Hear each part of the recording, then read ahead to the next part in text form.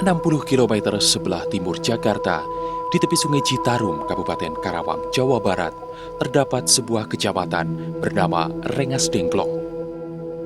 Daerah ini tak dapat dipisahkan dari sejarah kemerdekaan Indonesia. Sebuah rumah di desa Kalijaya, Rengas Dengklok, pernah menjadi tempat persinggahan Insinyur Soekarno dan Dr. Andes Muhammad Hatta menjelang proklamasi.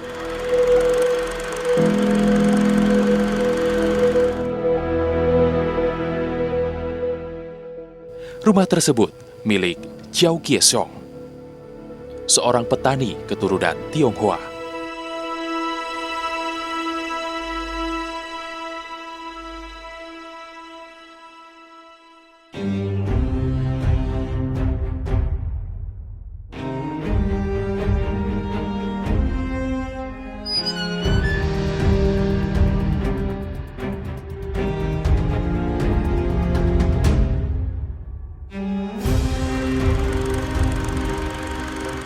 Di rumah sederhana inilah terjadi perdebatan panjang antara para pemuda dan tokoh-tokoh bangsa yang lebih tua untuk menentukan dan menetapkan kemerdekaan Indonesia.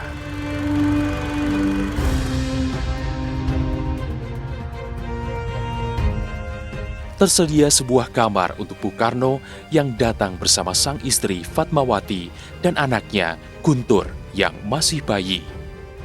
Sementara Bung Hatta menempati kamar lain yang ukurannya lebih kecil. Tak ada yang berubah dari kamar ini sejak peristiwa Rengas Dengklok itu terjadi. Tempat tidur berkelambu masih seperti dulu. Begitu juga dengan rumah berbahan utama kayu ini yang meski telah tua namun tetap terlihat kokoh dan terawat. Rumah pengasingan Dwi Tunggal Soekarno dan Hatta kini didiami oleh cucu Jiao Kiesong bernama Janto Juhari. Ialah yang bercerita bahwa rumah ini terpilih untuk menjadi tempat bagi Dwi Tunggal sebab lokasinya berdekatan dengan markas PETA atau Pembela Tanah Air. Tempat ini kan aman ya, satu aman, kedua juga strategis. Jadi kalau kita umpama ada apa-apa, kita langsung ke kali ya. Soalnya kita di pinggir kali ke pinggir sungai dulu kan di waktu 45. Pinggir sungai ke sini ya nggak ada rumah, nggak ada penghuni gitu. Rumahnya lagi rumahnya besar. Jadi kalau rumah kita itu buat merapat RT juga bisa gitu dulunya. Janto Jauhari bercerita tak ada pertimbangan khusus dari sang kakek Jiao Kiesong, apalagi keberatan saat para pemuda membawa Soekarno-Hatta ke rumahnya. Dari sang cucu ini pula diperoleh kisah bahwa tahun 1957 letak rumah ini harus bergeser sekitar 150 meter dari tempat aslinya di pinggir sungai yang berpotensi rusak termakan abrasi.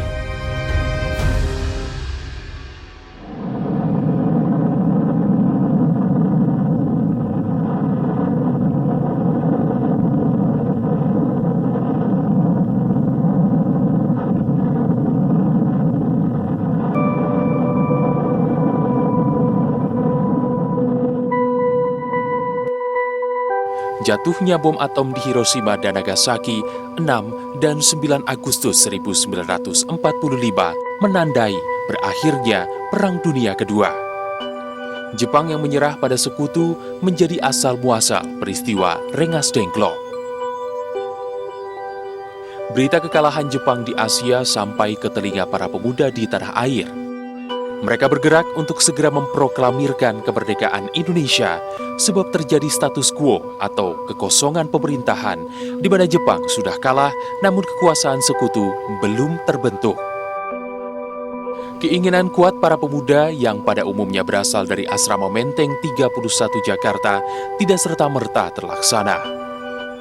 Dwi Tunggal Soekarno-Hatta sebagai pemimpin bangsa saat itu sedang berada di Dalat, Vietnam atas panggilan Panglima Jepang untuk Asia Tenggara, Marsekal Terauchi.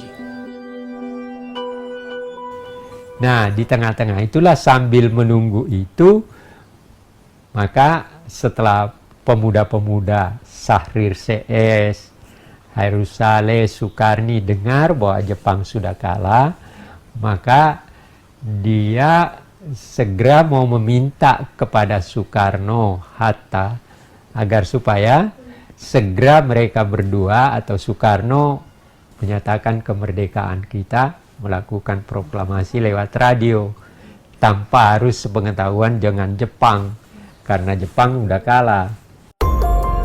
14 Agustus 1945, Soekarno dan Hatta yang ditemani oleh Rajiman Wedyodiningrat sudah kembali ke tanah air. Kelompok pemuda memutuskan untuk bertemu Soekarno dan menuntut kemerdekaan segera diumumkan. Pro kontra terjadi.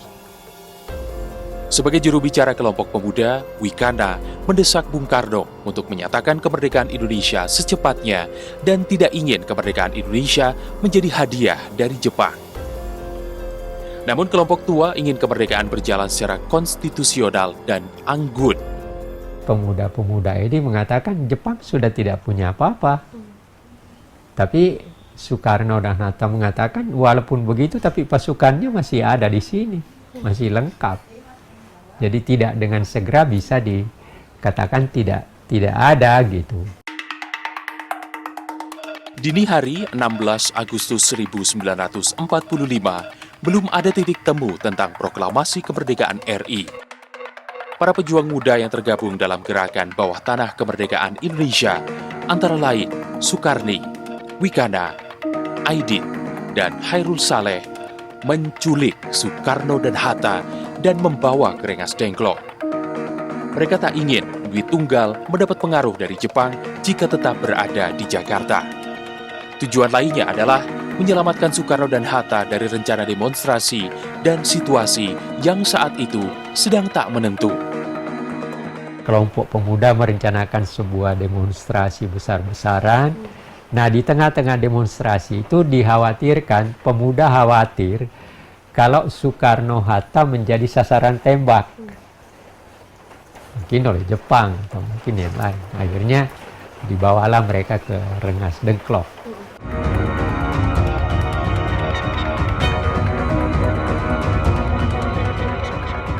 Tidak sempat bermalam di rumah pengasingan Rengas Dengklok, Bung Karno dan Bung Hatta tiba lagi di Jakarta sekitar senja, tanggal 16 Agustus 1945.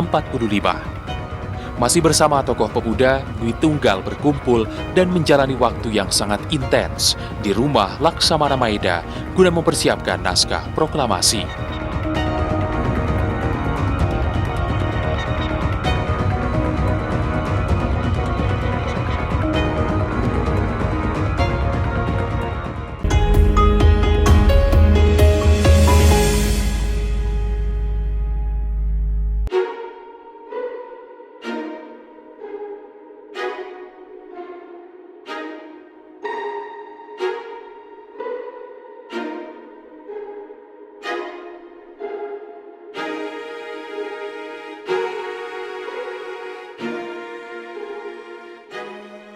Inilah rumah Tadashi Maeda yang terletak di Jalan Meiji-dori atau yang kini disebut Jalan Imam Bonjol nomor 1 Jakarta.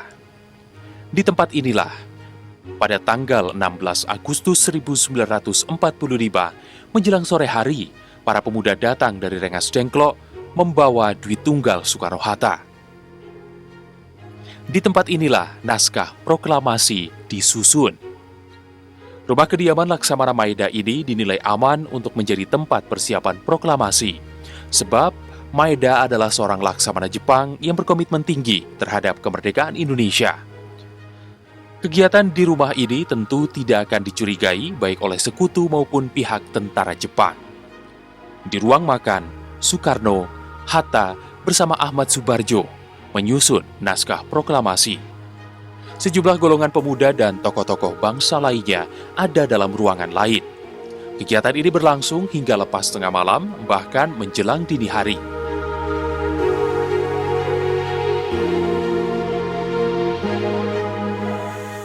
Kemudian timbul perdebatan siapa yang akan menandatangani naskah ini. Bung Karno mengusulkan bahwa anggota PPKI sebagai wakil-wakil yang ditunjuk oleh Jepang menandatangani naskah tersebut. Namun Sayuti Melik tidak bisa menerima pendapat itu karena para pemuda tidak menginginkan ada unsur Jepang dalam naskah proklamasi kemerdekaan, sehingga diusulkanlah bahwa yang menandatangani naskah cukup 2 orang, yaitu Ismi Soekarno dan Dr. Andes Muhammad Hatta. Proklamasi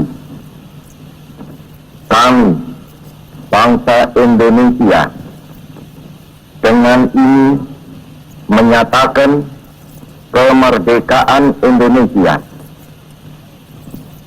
Hal-hal yang mengenai pemindahan kekuasaan dan lain-lain diselenggarakan dengan cara saksama dan dalam tempo yang sesingkat-singkatnya. Jakarta, 17 Agustus 1945, atas nama bangsa Indonesia, Soekarno Hatta. Pukul 10 pagi, 17 Agustus 1945, Soekarno membacakan naskah proklamasi kemerdekaan Indonesia di Jalan Pegangsaan Timur nomor 56, Jakarta. Soekarno memproklamirkan kemerdekaan Indonesia dari halaman rumahnya. Situasinya tidak memungkinkan untuk di tempat lain. Maka akhirnya di Soekarno katakan, bagaimana kalau di Pegangsaan Timur aja, karena kondisinya kalau diadakan di lapangan kan bisa terjadi apa-apa, karena Jepang masih memberikan pengawasan. Jadi maka di depan rumah Soekarno itulah maka diadakan proklamasi itu.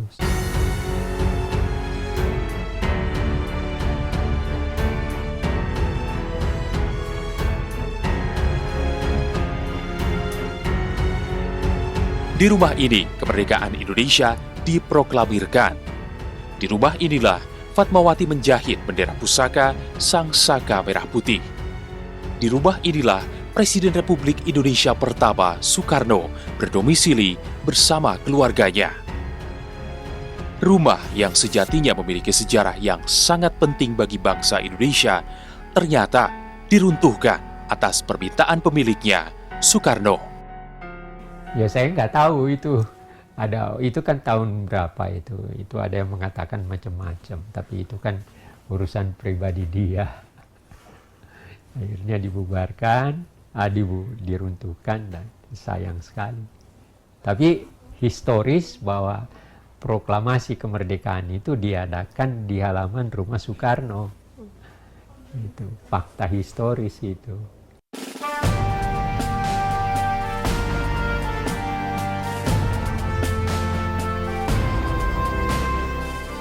Rumah Presiden pertama Indonesia telah rata dengan tanah.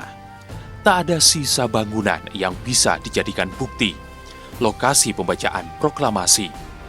Namun, jejak proklamator masih bisa dikunjungi. Tempat seluas 4 hektar yang kini terletak di Jalan Proklamasi Jakarta Pusat bernama Monumen Proklamator. Patung kedua proklamator yang berdiri gagah dan kokoh menggambarkan situasi pembacaan teks proklamasi 75 tahun silam. Di seberang Monumen Proklamator terdapat sebuah tugu putih. Dengan ukuran tidak terlalu besar bertuliskan Atas Usaha Wanita Jakarta. Tugu ini dibangun oleh mahasiswi dan tokoh perempuan yang tergabung dalam Pemuda Putri Indonesia yang memperingati 1 tahun Indonesia Merdeka. Sempat diruntuhkan di tahun 1960 bersama rumah Soekarno, namun dibangun kembali pada tahun 1972 sesuai bentuk aslinya. Di lokasi yang sama, terdapat sebuah tugu setinggi 17 meter dengan lambang petir di bagian puncaknya. Sering disebut sebagai Tugu Petir, namun sesungguhnya di tempat tugu ini berdiri ada jejak Soekarno saat membacakan teks proklamasi 17 Agustus 1945. Tugu ini dibangun tahun 1960 dan diresmikan oleh Presiden Soekarno di tahun 1961. Tugu Petir itu dibangun mengenang disinilah dibacakannya proklamasi oleh Bung Karno, nah, yang dinamakan Tugu Petir karena menggelegarnya proklamasi pada waktu itu. Jadi ibarat proklamasi menggelegar seperti petir di siang hari. Gimana kalau kita mendengar petir kan kaget. Nah, itulah di situ. Jadi tanda disinilah Bung Karno membacakan proklamasi. Sebagian peninggalan peristiwa proklamasi memang telah hilang dan sirna. Sebagian lain tersimpan di lembaga resmi negara sebagai aset bangsa yang tak ternilai harga dan kebanggaannya. Namun, yang tak boleh sirna ataupun redup adalah semangat untuk mengisi kemerdekaan ini.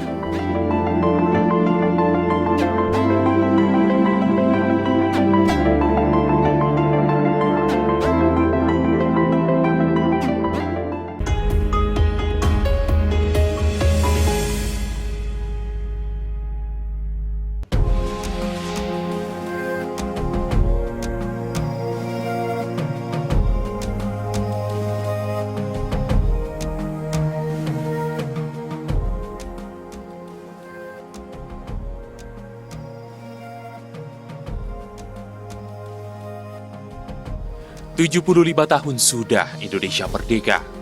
Naskah proklamasi yang dibaca oleh Soekarno pada 17 Agustus 1945 masih tersimpan dengan baik oleh ANRI, Arsip Nasional Republik Indonesia.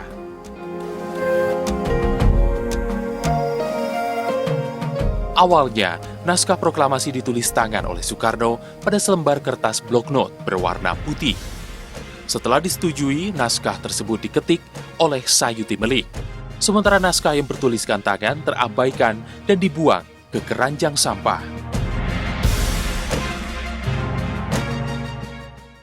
Lalu tulisan tangan itu diserahkan kepada Sayuti Melik. Setelah Sayuti Melik mengetik dengan rapi, ditandatangani oleh Soekarno-Hatta, konsep ini dibuang ke tempat sampah. Oleh dia, waktu dia lewat BM dia lihat kertas itu, dia ambil, dimasukkan ke kantong. Katanya seperti itu. Adalah Burhanuddin Muhammadiyah yang memungut kertas teks proklamasi dan menyimpannya selama hampir 47 tahun. Naskah yang awalnya ditulis tangan disebut naskah proklamasi Glad. Masih mengalami perubahan redaksional sebelum menjadi naskah proklamasi otentik atau naskah yang sudah diketik. Sebetulnya konsep awal Bung Karno itu sudah kata-kata diselenggarakan. Nah, menurut Iwa Kusuma Sumantri, ini sesuai dengan kata-kata pemindahan, itu adalah diselenggarakan. Ya. Kemudian tertulis lagi ada perbedaan, Jakarta 17/8/05 kalau di dalam teks tulisan tangan. Kalau diketikan, ini Jakarta hari 17 bulan 8 tahun 05.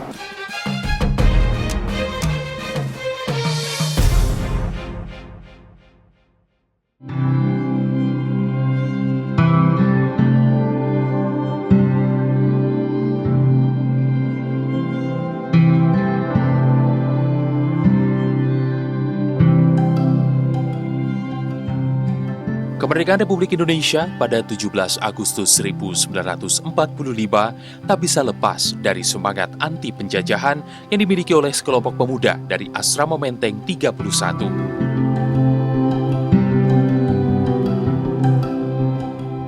Kini, asrama tempat pendidikan politik bagi kaum muda itu telah berubah nama menjadi Gedung Joang 45 dan menyimpan banyak kenangan seputar proklamasi 75 tahun yang lalu. Dari gedung inilah lahir para pemuda pejuang yang menjadi katalisator proklamasi kemerdekaan RI. Di sini ada Bapak Adam Malik salah satunya, ya. Terus di sini ada Ahmad Subarjo, yaitu dia sebagai golongan tua. Terus Bapak Soekarni, Hairul Saleh, ya. Mereka sangat berperan di masa muda.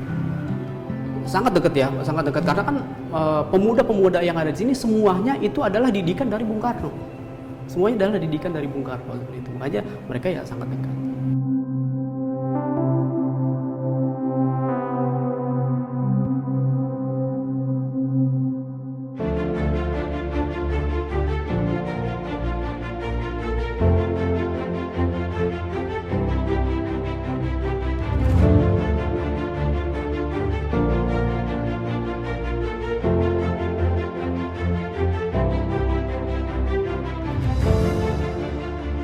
adalah Yusuf Ronodipuro, seorang jurnalis radio yang bekerja di radio militer milik Jepang, Hosokyoku. Ialah yang mengabarkan kemerdekaan Indonesia ke seluruh dunia melalui siaran radio pukul 19 waktu Indonesia Barat. Jepang marah karena Yusuf melakukannya tanpa izin. Yusuf pun mendapat berbagai ancaman, bahkan disiksa.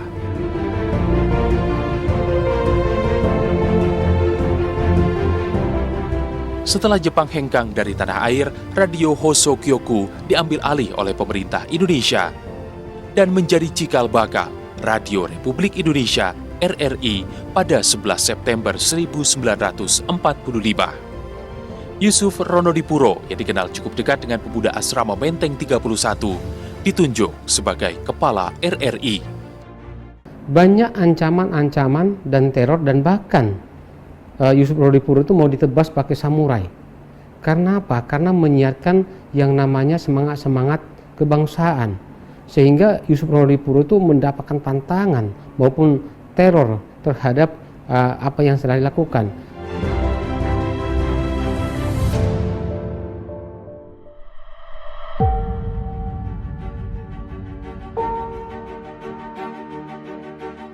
Adam Malik adalah tokoh di balik penyebaran informasi proklamasi hingga tersiar dan terdengar di dalam negeri maupun luar negeri. Adam Malik yang mendiktekan naskah proklamasi dari tempat persembunyian menghindari kejaran tentara Jepang.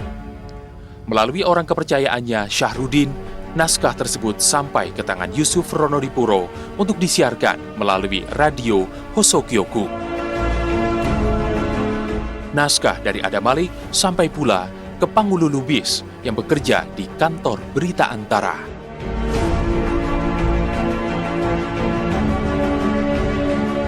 Dari sehari sebelumnya atau semalam sebelumnya, beliau telah menyiapkan dan memberitahu teman-temannya, para staf di Antara, untuk bersiap menyiarkan berita ini. Sekejap setelah diumumkan kemerdekaan itu, Pak Adam Malik kemudian mendiktekan berita dan naskah proklamasi itu kepada rekannya di Antara, yang kemudian disiarkan lewat teletext, Morse code, ke seluruh jaringan kantor berita Jepang yang disebut Domei itu.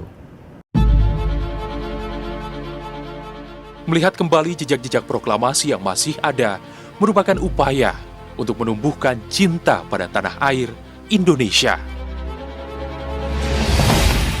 Mengenang perjuangan tokoh-tokoh bangsa haruslah dibarengi dengan semangat yang tak pernah putus untuk mengisi kemerdekaan ini. Dirgahayu Republik Indonesia.